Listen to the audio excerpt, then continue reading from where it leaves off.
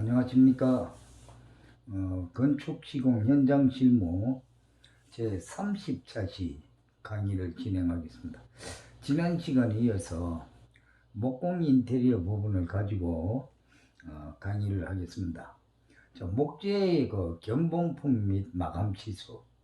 자재를 우리가 건축조나 발주처에 이 자재를 사용해도 좋다 하는 사용 승인을 받으려면 견본품이 있어야 돼요. 견본품 또는 카탈로그가 있던가 이런 걸 제출해서 내가 이런 자재를 사용한다는 것을 승인을 받고 해야 되는 겁니다. 공사라는 거는. 자, 쉽게 말해서 미송 각재가 우리 30에 30짜리 각재 한 개가 3,600짜리가 1,400원부터 똑같은 규격의 각재 한 개가 레드우드 같은 경우는 한 23,000원 내지 24,000원 그 정도로 그 재료의 수종에 따라서 차이가 많이 납니다. 어떤 재료를 쓸 건지 이거를 승인을 받는 게 맞는 겁니다. 근데 무턱대고 이 공사업자들 마음대로 사용하는 경우가 많은데 그거는 잘못된 거다. 그 다음에 목재 및 마감재는 감독원에게 견본품을 제출해서 재질, 형상, 색상, 무늬 등에 관해서 승인을 득하고 이는 본공사의 표본이 된다. 사전에 승인을 받고 본공사에 사용하는 겁니다. 승인을 받지 않는 자재를 사용할 수는 없다는 거죠. 자, 마감 치수는 치장재, 그러니까 최종 마감재의 목재 단면 표시의 치수를 마감 치수로 하고, 구조재는 다듬어 놓은 치수로 한다. 구조재가 쉽게 말해서 어떤 구조체를 이루는 구조체, 말 그대로 2x4가 38에 89mm다. 그러면 가공대가 있는 나무 자체의 치수를 얘기하는 겁니다. 가공되기 전에 치수를 갖고 가공을 해버리면 치수가 줄어들겠죠. 그건 아닌 거죠. 그 다음에 재료의 보관 및 보양. 자, 재료는 보관은 구조재 및 수장재. 수장재라고 하면 우리가 처음 생소한 사람들도 많이 있는데, 이 수장재라고 하는 거는 내장공사에 사용하는 재료를 갖다 수장재라고 합니다. 수장재는 완전 건조되어 있는 자재를 해야 된다. 건조되지 않는 자재를 하면은, 습기가 있는 자재는 그 건조가 되는 과정에서 변형이나 뒤틀림이 생기죠. 건조제이므로 손상되지 않게, 비나든가 이런 걸로 인해서 비로 손상되지 않게 직접 지면 또는 습기찬 물체에 접하지 않게 해야 된다. 습기찬 데 접하게 되면 목재는 수분을 흡수하게 되면 마르는 과정에서 변형이나 뒤틀림이 올 수가 있습니다. 그 다음에 목재의 저장은 오염, 손상, 변색, 썩음, 습기 등을 방지할 수 있도록 적재해야 한다. 건조가 잘 되게 보관은. 그러니까 목재를 각재 같은 경우 30에 30 각재 같은 경우는 무조건 한 번에 사는 게 아니고 바닥에서 한 20cm 이상 띄워서 밑에 받침목을 넣고 사태 한 줄 쌓고, 또 각재 토막을 또 받침목을 중간중간에 놓고 또 한 줄을 쌓고, 이렇게 해서 통풍이 되도록 해야 돼요. 통풍이 되도록. 근데 목재는 바닥에서 20cm 이상 띄어서 보관하고, 목재와 목재 사이를 간격줄을 끼워서 통풍이 잘 되게 수평되게 보관을 해야 됩니다. 그래야 목재가 변형이 안 돼요. 그 다음에 보양. 자, 가공재는 습기나 일광을 받지 않도록 항상 건조 상태를 유지해야 된다. 자, 습기를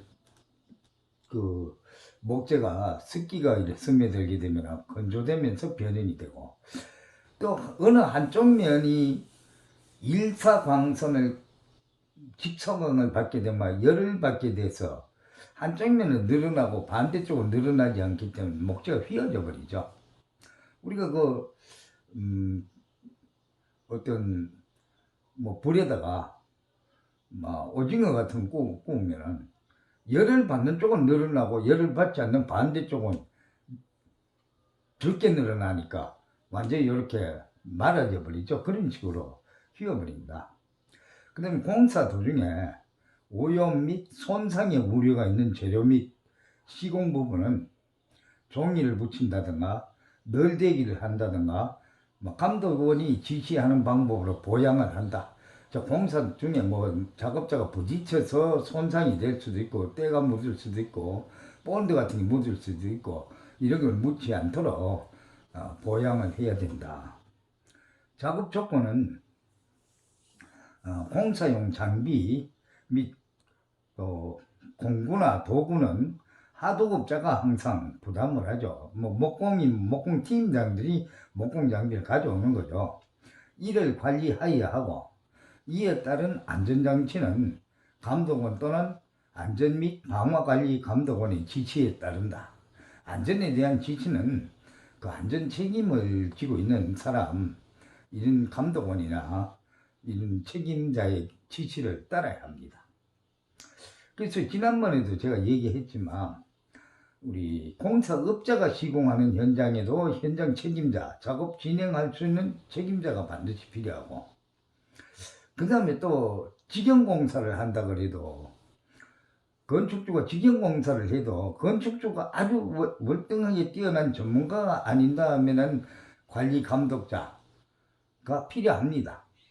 그 국토부 그 법령이 제정되면서 2017년 2월 4일부로 현장 관리 배치 제도가 확대가 됐는데 부실공사 방지를 위해서 되는데 실제로는 그 법 자체가 잘못됐죠.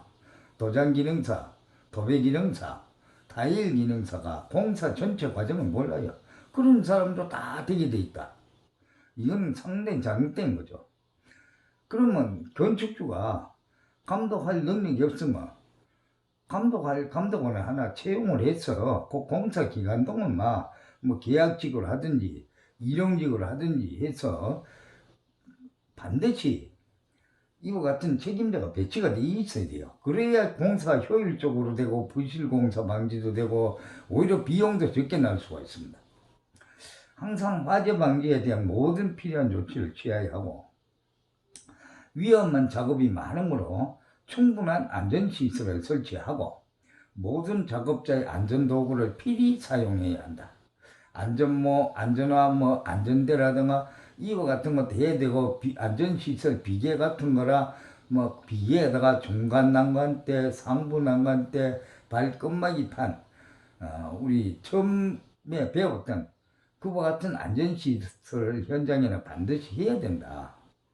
그 다음에 어떠한 경우든 작업 여건이 적합치 않을 경우 감독원이 만족하도록 조치를 취하지 않는 상태의 공사 진행은 인정되지 않는다.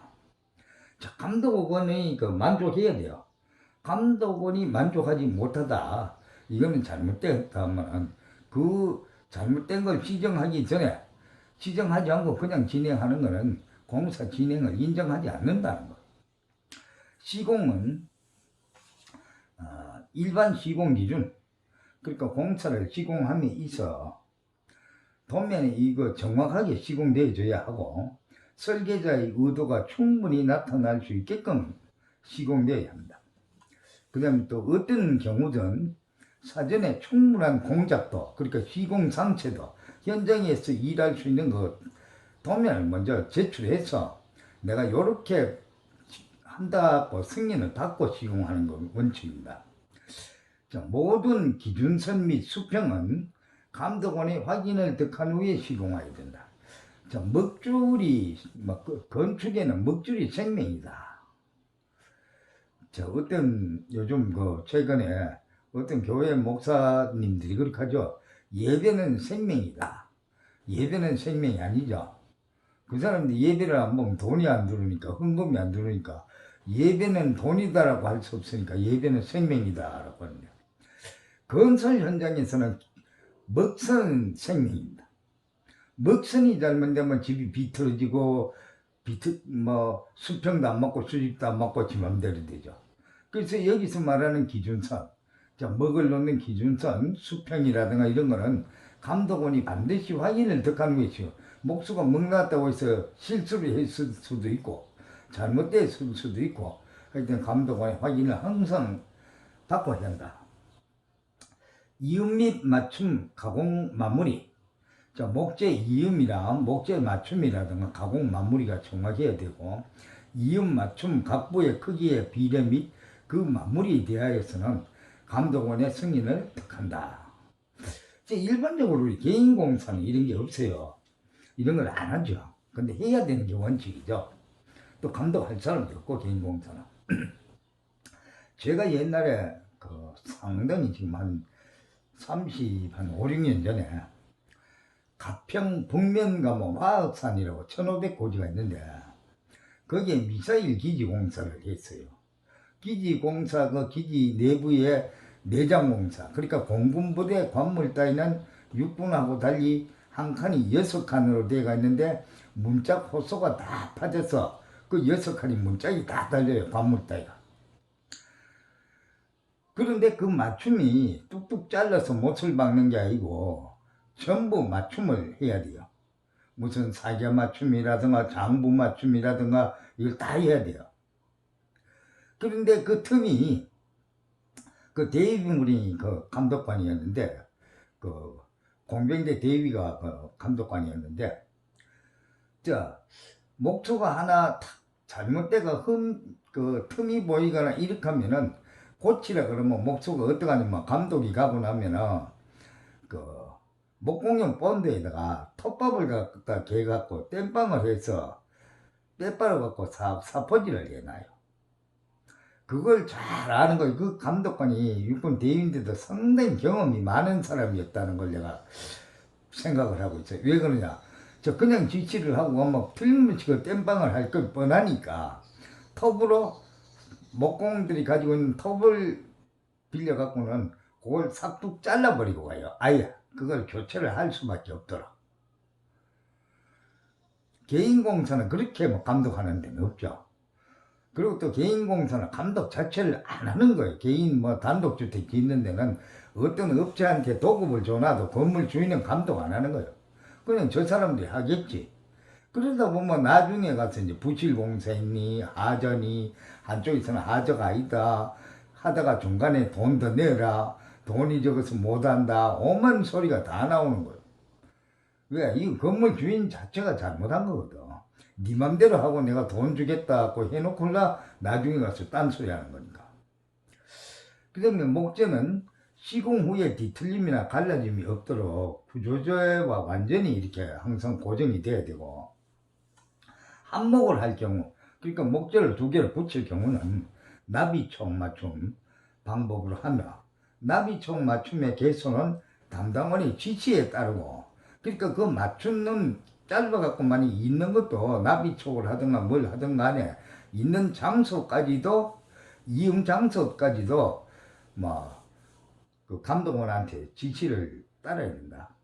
추후에 뒤틀림, 갈라짐, 휨 등의 변형이 없어야 한다. 그 다음에 합판 또는 치장제, 합판 또는 그 마감재가 손상이 가지 않도록 완전히 접착시켜 가공 제작해야 하고 그 다음에 목재 마감의 허용 오차는 부재가 길이 방향으로는 1.5mm 그 다음에 부재의 맞춤 수직 수평 간의 맞춤은 0.01mm 부재의 각도는 36도 40도 플러스 마이너스 0.304mm 그 다음에 면적은 1평방미터에 2mm 평방미터 1평방미터 넓이 같으면 2mm 평방미터까지만 오차를 허용해 준다. 그래서 목재는 상당히 정밀하게 돼야 돼요. 근데 이 대충 하는 게 습관이 된 사람들은 아무리 정밀하게 하려고 해도 일이 안 되는 거예요. 그 다음에 표면 처리 마감면의 모든 구멍과 균열은 원목 조각으로 채워서 결방향으로 가볍게 마감 처리해야 된다. 표면 처리는.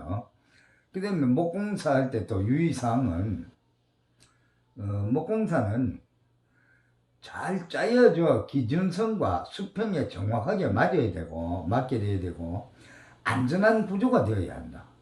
이게 안전하지 않는 구조가 되면 쓰다가 뭘만 쓰다가 망가지기도 하고. 근데 목공사에 제일 중요한 거는 이 건축공사가 전부 다 그렇지만 어느 것보다 더 중요한 거는 시공 방법의 순서가 정확하게 맞아야 돼요. 순서가 바꿔지면은 아무리 정확하게 하려고도 정확하게 맞지 않고 틈새가 벌어지고 정확하지 않다.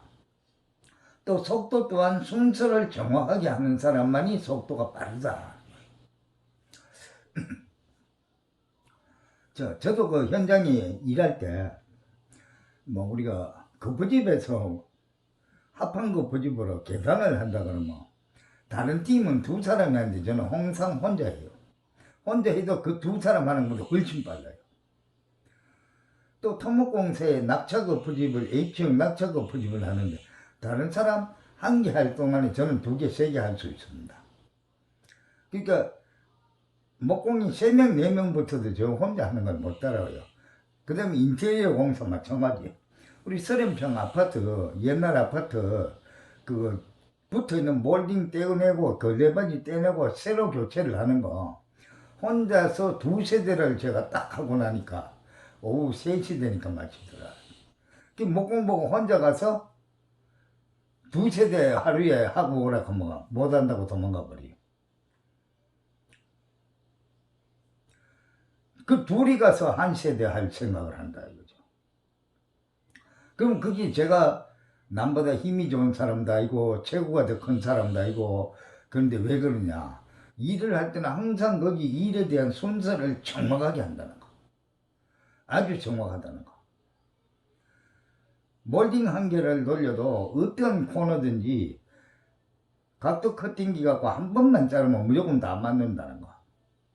막 각이 맞니 안 맞니, 발판 위에 올라갔다 내려갔다, 집이 각이 안 맞다, 각도기 기계가 각이 안 맞다, 이런 소리 하는 사람은 이건 목공이 아닙니다. 그래서 첫 번째는 순서가 정확하게 맞아야 된다. 그 다음에 그 붙이는 요령도 필요하다. 그 다음에 스터드, 중돌이, 난간 등은 실내 공간과 마감 내력을 제공하도록 규격 지어져야 하고, 볼트 등은 부재를 위치에 넣어서 안전하게 고정되도록 적당한 크기의 타입과 크기의 것이라야 한다. 또 목재, 골조의 모든 못은 끝을 구부려야 하고, 머리가 마감공사에 노출돼서는 안 된다. 못의 머리가 마감공사에서는 밖으로 튀어나와 있으면 절대로 안 된다는 것. 그 다음에 골조의 못은 끝을 왜 구부리냐, 끝을 구부려야만이 빠지질 않죠. 빠지질 않고, 구부린다고 해서 구부려갖고 거머리 붙은 것처럼 시커멓게 붙어 있으면 안 되죠. 그거 잘 구부려서 망치를 탁 때리면 끝이 낚시바늘처럼 구부러져서 나무 속에 탁 박혀버리고 안 보이죠. 그 방부 처리. 자, 적용 범위는 외부에 노출 부위는 특기가 없는 한 다음에 대하여 방부 처리를 해야 된다. 바깥에 비가 맞거나 이 외부에 노출되는 부분은 구조 내력상 주요 부분에 사용되는 목재로서 콘크리트, 벽돌, 돌 등 기타 이와 비슷한 포스성의 재질에 접하는 부분은 무조건 다 방부 처리가 돼야 된다. 근데 목조의 받침 기둥을 구성하는 부재의 모든 몇, 그러니까 마루를, 데크 마루를 깐다든가 이럴 때 밑에 받치는 기둥, 이런 부재는 전부 다 방부 처리가 된 거라죠. 그 다음에 급배수 시설에 근접한 목부로서 감독원이 지시하는 부분. 그러니까 구조제라도 설비 배관이 올라와서 위생설비, 수도꼭지 같은 게 이렇게 달려가 올라오는 부분에 접하는 부분은 방부 처리가 된 목재라 있는다. 왜? 혹시라도 누수가 돼서 벽체 속에서 물이, 습기가 접할 수가 있으니까. 그 다음에 습기 차기 쉬운 모르타르 발음, 그렇게 시멘트 그 미장 마감하는 부분하고 같이 붙이는 거. 그 다음에 나스 붙임. 그러니까 목재면에 미장을 붙이면 그냥 나누면 떨어지죠. 나스라고 해서 그물망을 갖다가 못을 박아서 붙이고 미장을 하면 미장이 안 떨어지죠. 자, 나서부 침용의 바탕으로서 감독원이 지시하는 부분은 무조건 방부 처리를 해야 된다. 그 다음 방부제의 재질은 어떤 방부제를 쓰느냐, 이건 항상 내 마음대로 쓰는 게 아니고 감독원과 협의하여 다음 방법이 한다. 그러니까 감독원이 없고 건물 주인이 직접 하는 데 같으면 누구하고 협의해? 집 주인하고 협의를 해야 되는 거죠. 그 다음에 방부 처리한 목재는 인체에 해롭지 않고 금속재를 녹슬지 않게 하는 재료 방부제라 해야 된다. 방부제 중에는 인체에 해롭고 독성이 있는 것도 있어요. 또 금속재하고 접하면 금속재가 삭아버리는 것도 있다는 거죠. 이렇지 않는 방부제를 사용해야 된다. 그 다음에 직접 우수에 젖는 곳, 직접 비가 맞거나 이래 젖는 곳에 서는 방부 처리된 목재는 방수성이 있는 것으로 하는 게 좋다. 목재 자체가 어느 정도 방수성을 가진 목재가 제일 좋다. 자, 오늘은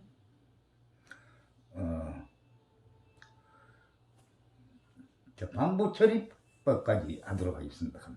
방부 처리 방법은 가압주의법이라는 게 있는데, 방부액이든 가압탱크에 목재를 넣어갖고 물리적으로 압력으로 방부액을 주입하는 방법으로 방부목을 반입해갖고 보면은 목재 자체 주사기 자국이 쫙 이렇게 있는 목재, 이건 전부 다 가압주의법으로 방부를 한 거고, 침지법은 방부액이 들어있는 탱크에 목재를 넣었다가 끄집어내갖고 건조시키는 거, 이렇게 그냥 담갔다가 드러내는 거, 목재가 방부액을 흡수하고 나면 드러내는 거, 이것이 침지법이고, 도포법은 이건 주로 현장에서 도포는 솔이나 헝거, 붓 이런 거 뿜칠을 하든가 이렇게 해서 그 목재 표면에다가 발라갖고 하는 거, 이건 감독원의 승인을 받아서 다음 해에 처리를 하는 거. 그 다음에 표면 탄화법은 우리 조상들이 가장 많이 썼던 방법으로 목재 표면을 또 칠연포나 이런 걸 이용해서 2, 3mm 두께로 이렇게 불로 태워갖고 사포질을 하는 거. 그럼 목재 무늬도 싹 살아나고 모양도 나고 가구 같은 거 제작할 때 많이 쓰죠. 이 표면 탄화법, 이것도 방부 처리 방법입니다. 목재가 썩지 않습니다. 우리가 백제나 고려시대 때 보리라든가 수치라든가 이런 게 썩지 않고 그냥 나오죠. 열을 가해서 부패균을 갖다가 완전히 살균을 시켜버린 거죠. 이것도 하나의 방부 처리 방법이다. 자, 다음 시간에는 방연 처리에 대해서 우리가 다시 설명하기로 하고, 오늘은 여기까지 하고 마치도록 하겠습니다. 수고했습니다.